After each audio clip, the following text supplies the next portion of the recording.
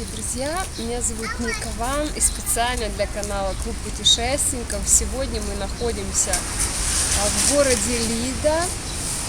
Приехали заснять Лидский замок, замок 14 века. Очень красивое сооружение внешне. Сейчас отправимся осматривать замок внутри, естественно, покупать билеты и наслаждаться этой красотой, поэтому приезжайте обязательно, вы не пожалеете. Замок построен великим князем Великого княжества Литовского Гедимином в XIV веке. Каменный замок-костел построен из валунов, кирпича и звездки. Площадь замка в границах стен 0,7 гектар. В плане это неправильный четырехугольник с двумя угловыми башнями. Стены толщиной 1,5–2 метра, высотой 14 метров. Верхняя часть стен с боевой галереей и бойницами выполнена кирпича. Внешние поверхности нижней части стен выполнены из больших валунов.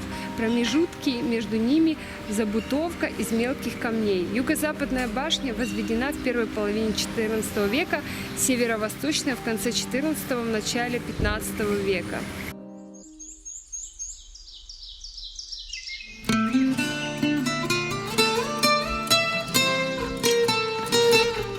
Вот, дорогие друзья, мы заходим на территорию этого замка.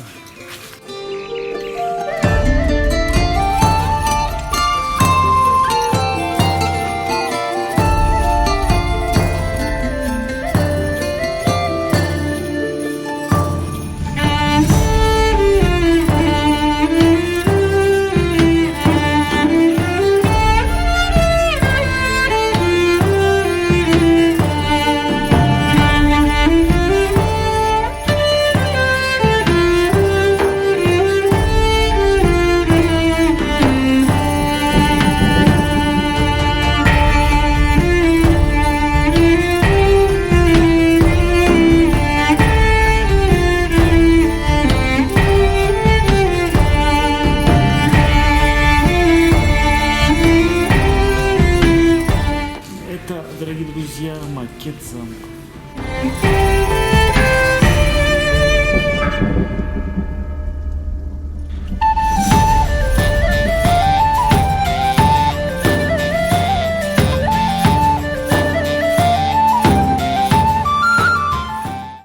Дорогие друзья, с вами Евгений Наенков, и мы находимся в Лидском замке. Вы посмотрели второй этаж этих экспонатов и первый этаж. Сейчас мы поднимаемся на третий этаж и посмотрим, какие экспонаты нас ждут на третьем этаже.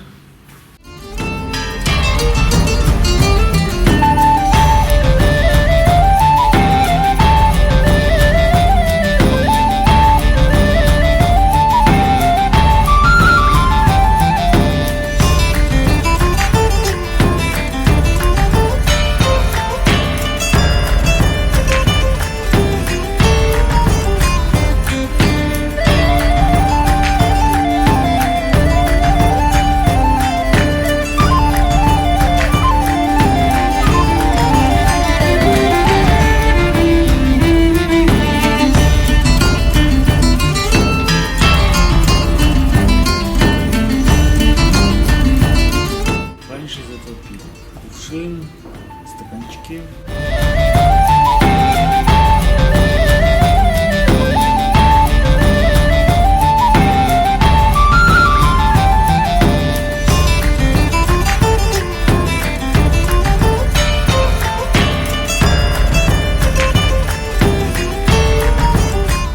Написано гвозди. 14-15 век.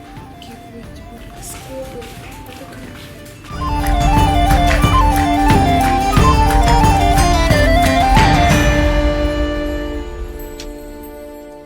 Поднимаемся, дорогие друзья, на 4-й этаж и посмотрим, что находится на 4-м этаже. Замок прикольный, мне нравится.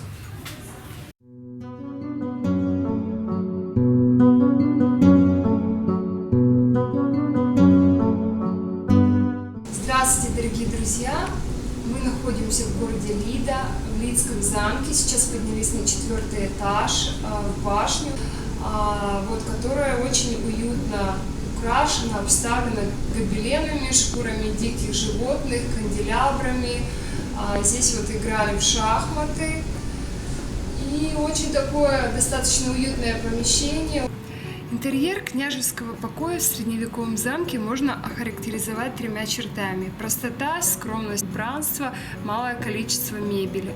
Мебель в интерьере отличалась мрачностью, прочностью, она была глубокой и практичной, всегда выполняла определенное назначение, никогда не служила украшением. Центральное место в комнате занимал камин, на котором был изображен семейный герб. Около камина находилось кресло, на котором сидел князь. Спальная кровать была с балдахином, в качестве которого выступало белое тонкое полотно. В комнате всегда царил полумрак. Для освещения помещения использовали свечи из воска или жира животных, масляные светильники, факелы и большие канделябры. Стены украшались шкурами и рогами животных, гобеленами. Гобелены позволяли скрыть дверь или окно, разделить большое помещение на несколько комнат. Дорогие друзья, мы находимся на 4-м этаже, на башне, в замке, из которой открывается такой нереально красивый вид с балкона на внутренний двор замка, и можно увидеть все, что происходит внизу. Просто потрясающий красивый вид.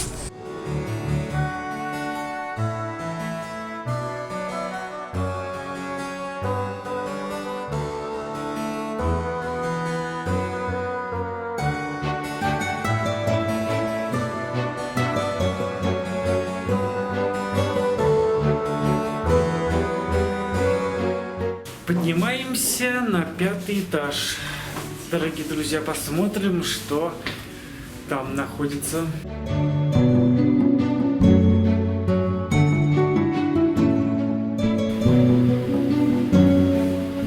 Дорогие друзья, мы поднялись на самую вершину башни. Здесь висят карты.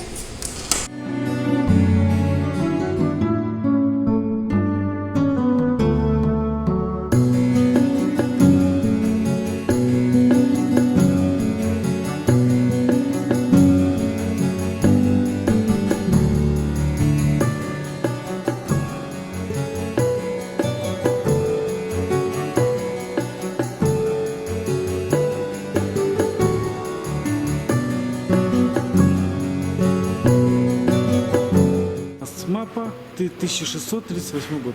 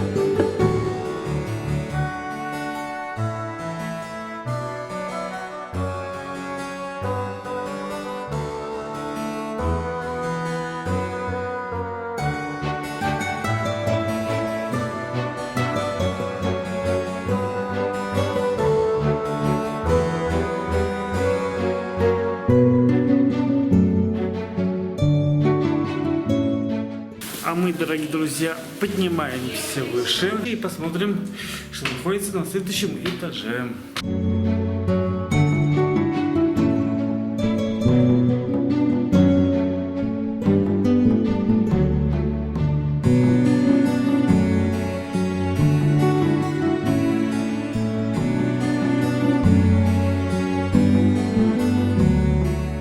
Дорогие друзья, мы сейчас находимся в перевальном зале, где вы сможете себя почувствовать на 4-м этаже второй башни настоящей королевой и королем. Вот, поэтому добро пожаловать в Лидский замок.